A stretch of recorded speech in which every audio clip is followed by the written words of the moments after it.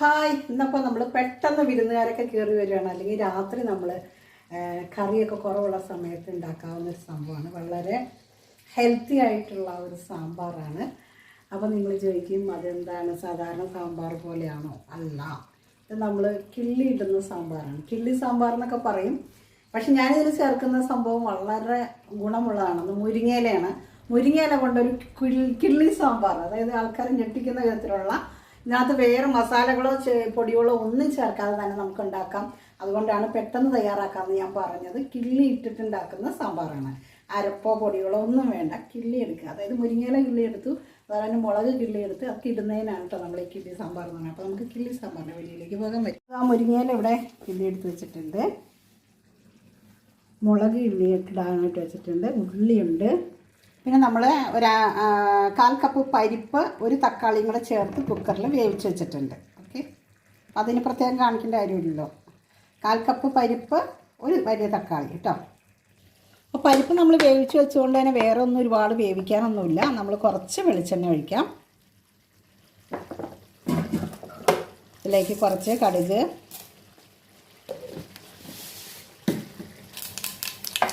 പിന്നെ ഇതിലേക്ക് കുറച്ച് ജീരകം ചേർക്കണം, ചുവന്നുള്ളി കുറച്ച് ചേർക്കാം, ഉണക്കമുളക് പിച്ചിടുക. എരിവിന് ആവശ്യമുള്ളത് നല്ല എരിവുണ്ട്. ഞാൻ പരിപ്പ് വേവിച്ചപ്പോഴും അതിൽ മുളക് ഇട്ടാണ് വേവിച്ചിട്ടുള്ളത്, അതുകൊണ്ട് നല്ല എരിവുണ്ടാകും. അപ്പോൾ ഇതൊന്ന് നമുക്ക് ഇളക്കി കൊടുക്കാം.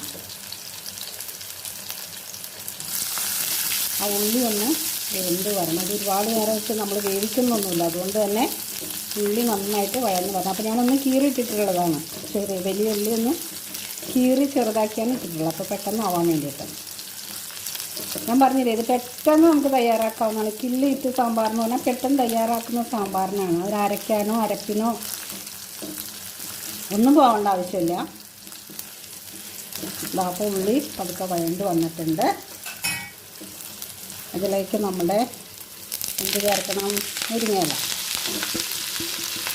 നല്ല സ്മെല്ല് ഉണ്ട് കേട്ടോ. ഉള്ളി ജീരകവും. പാത്രം താഴെ നിന്നാണ് പേടിക്കണ്ട. ഞാൻ ക്യാമറയിലേക്ക് വെച്ച് പാത്രം വെച്ചപ്പം ഈ മുരിങ്ങയില നന്നായിട്ട് വഴറ്റുക. പെട്ടെന്ന് പരിപാടി കഴിഞ്ഞു കേട്ടോ. ആൾക്കാർ വന്ന് ഇരുന്ന് പുറത്ത് അവിടെ ഇരിക്കുമ്പോഴത്തേക്കും നമ്മളിവിടെ കറി റെഡി ആക്കാം. മുരിങ്ങയില വേണമെന്നില്ല, നിങ്ങൾക്ക് ഇതുപോലെ വേറെ കഷ്ണങ്ങൾ വെച്ചിട്ട് തക്കാളി മാത്രമായിട്ട് ഉണ്ടാക്കാം. ഞാനിതൊരു വെറൈറ്റി ആയിട്ട് മുരിങ്ങയില വെച്ചത് മാത്രം. മുരിങ്ങയില നന്നായിട്ട് വഴണ്ട് വരുന്നുണ്ട്. സമയത്ത് നമുക്കിതിലേക്ക് കുറച്ച് മഞ്ഞൾപ്പൊടി, ഇത് മാത്രമാണ് നമ്മൾ പൊടികളായിട്ട് ചേർക്കുന്നത്, മഞ്ഞൾപ്പൊടിയാണ്. കുറച്ച് മഞ്ഞൾപ്പൊടി ചേർക്കാം.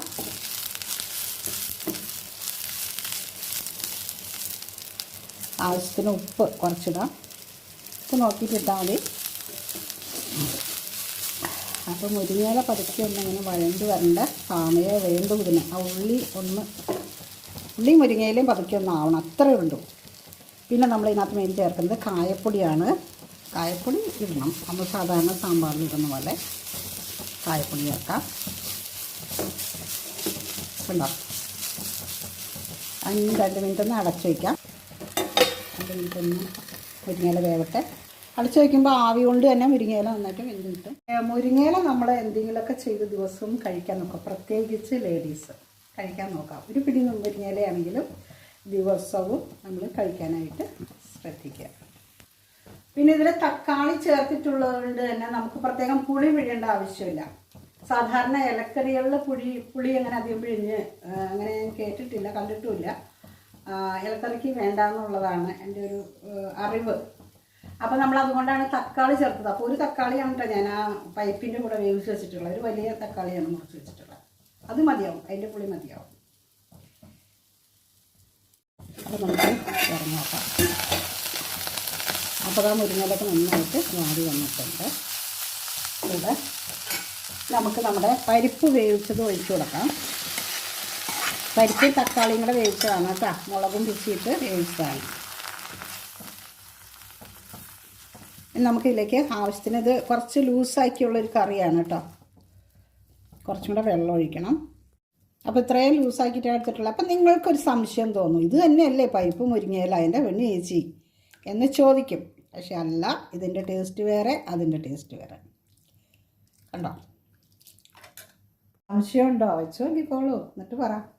ആഹാ, നല്ല കായത്തിൻ്റെയും ചെറിയ ഉള്ളിയും എന്തേൻ്റെയൊക്കെ ഒരു സ്മെല്ല് വരുന്നുണ്ട് കേട്ടോ. ഒരു പ്രത്യേക സ്മെല്ലും രുചിയുമാണ് ഇതിന്. നിങ്ങൾക്ക് വേണമെങ്കിൽ ഞാൻ പറഞ്ഞില്ലേ, ഇതിനകത്ത് സാമ്പാർ പൊടി ഇട്ട് വയ്ക്കാൻ പറ്റുമോ എനിക്കറിയില്ല, വയ്ക്കാതിരിക്കും.